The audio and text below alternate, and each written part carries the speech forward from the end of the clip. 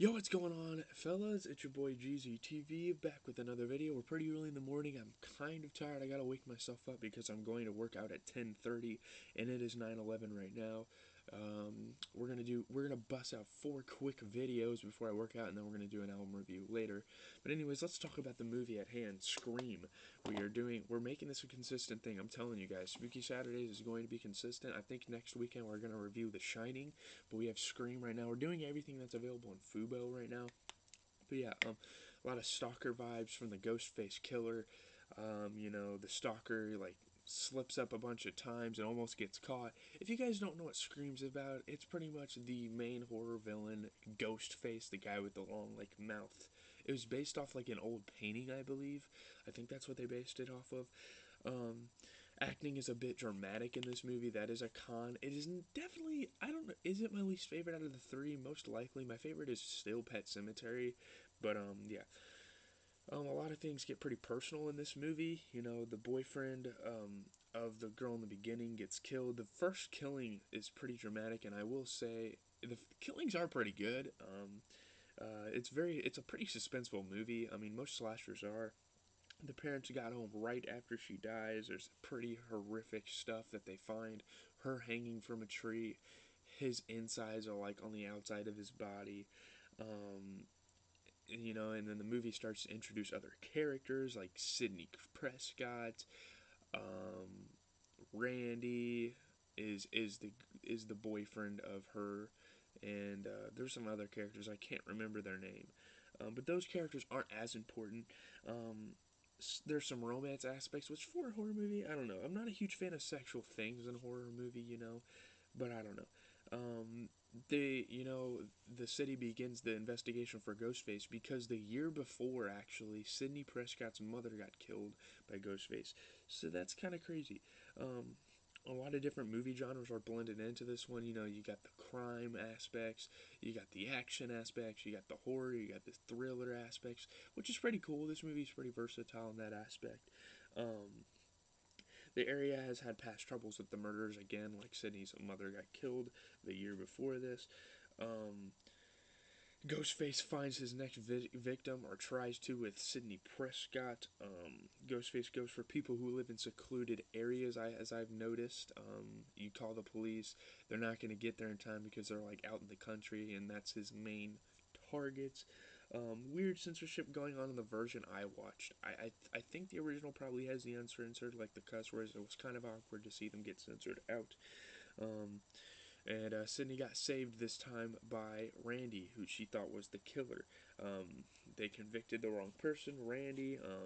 There's this annoying news lady in the movie, which is kind of stupid.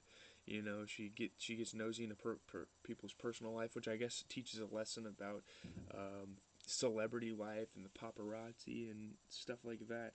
I'm sure the actresses, and the actors in that movie have definitely experienced that before. Um, Sydney is a savage. I forget what I'm referencing. I have my notes right here. She's a savage. I don't remember what.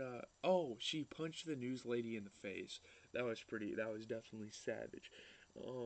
She now realizes it wasn't her boyfriend because I don't even remember how she found out it wasn't him, but she found out it wasn't him. She felt very guilty about it.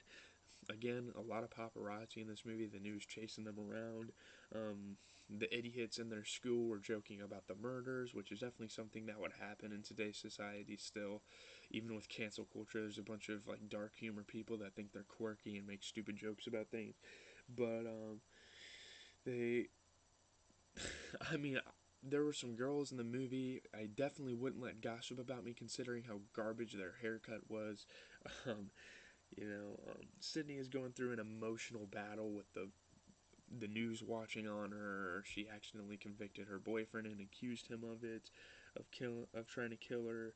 Um, Principal, I think the principal, and then, or hold on, then the principal starts getting stalked. He starts hearing noises. He starts hearing knocks on his door, and then he gets killed. Everyone evacuated the school, and the police were standing outside to guard it. So the principal was left all alone, and he got killed. Ghostface, I will say, is a very smart killer. I mean, he's very He's very good at hiding himself. They didn't find him in this movie. Spoiler alert. The school is suspended, obviously, and the kids take the opportunity to party rather than losing their minds, or rather than be paranoid of Ghostface, which I would definitely be paranoid of Ghostface if I was in this situation. Um, people are losing their minds. Oh my God, he's gonna kill me. Um, our curfew is enforced. There's a brutal kill with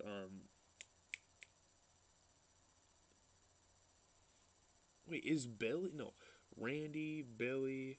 I don't even know. I'm getting the characters mixed up. I think Billy is Sydney's boyfriend, not Randy. Randy is some other dude in the movie. Um, Brutal kills. There's this girl that gets put into the garage door. Um, I don't even remember how. She got put through the garage door on something, and it lifted up, and it like almost hung herself. It was pretty brutal. That was Sydney's friend. I don't remember her name or anything. Um, Billy dies supposedly. There's a 30-second delay on the footage of the news guy. The news guy was stalking the whole situation to try to get a news story, which was like pretty clever for the on the director's part because like it was showing Ghostface stalk the guy, and then he looks out his door and Ghostface is there and he kills him. Um, they're saying he made some pretty bad decisions. You know, maybe not in the long term, but at the moment, Billy and Randy were like coming up to her and like, "Hey, hey, hey, the killer's coming after us!" And she instead goes into the house, which the killer was last seen. Which I think Billy's the killer. I don't think you figure out in this movie who the killer is.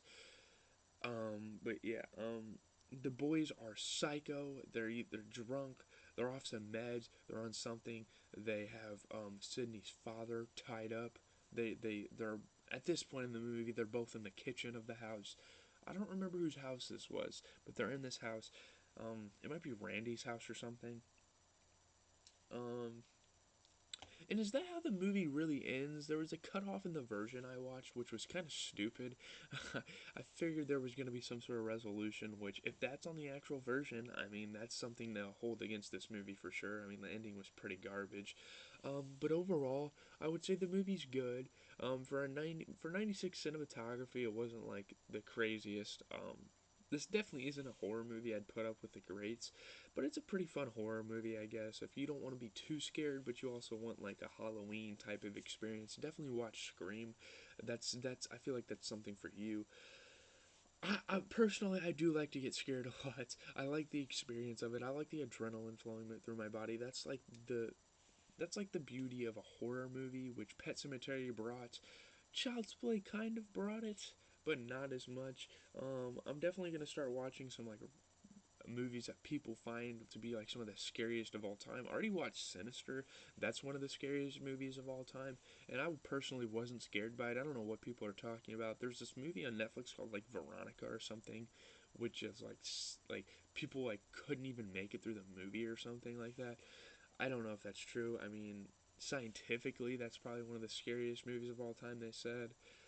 Next week we're gonna watch The Shining. We're kind of getting into some more classic horror films, which I like because I'm used to like the Paranormal Activities, the Conjurings, the Insidious, Sinister. Movies like that. I watched the new Halloween Kills. I'm used to kind of movies like that. So I think I need to get into some old movies. Those are the foundation, the pioneers of the horror industry.